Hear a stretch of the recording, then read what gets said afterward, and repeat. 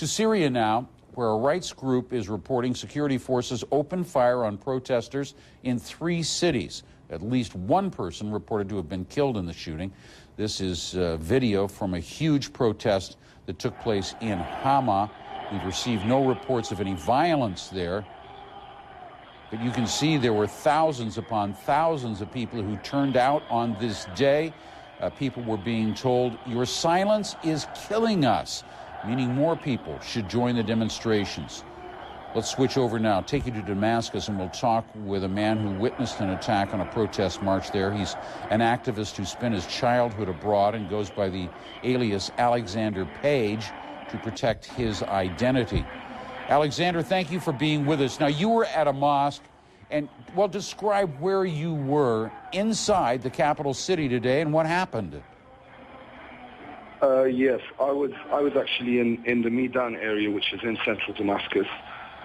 We were in a mosque called Dakak, which is the main mosque in the area, and about 3,000 protesters headed out of that mosque and also met up with other protesters who came from other areas, such as Zahira, which is really close to Midan. This is all in central Damascus.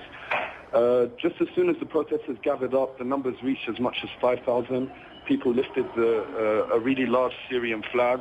People were chanting to topple the regime and an end to Bashar Al Assad's regime, the president of Syria. Just as we arrived to the Zahira area, a few buses turned up, and these buses were filled with regime thugs and security forces who didn't hesitate for any moment to fire directly at the protesters. As I said before, at least 3 people were shot down. I could see this with my own eyes. We couldn't confirm that anyone was dead. The reason being the security forces continued to beat these people who were on the ground and pull them onto the buses and detain them, as much as they detained another 150 to 200 people. Alexander, how did you evade the security forces? Were you forced to flee at that point? Yes, of course. As soon as the gunfire started, I could actually feel the bullets going past me. What I did was, with another friend, we ran and we found a large dumpster which we had to jump inside and actually stayed there for at least 15 minutes while the gunfire was still going on.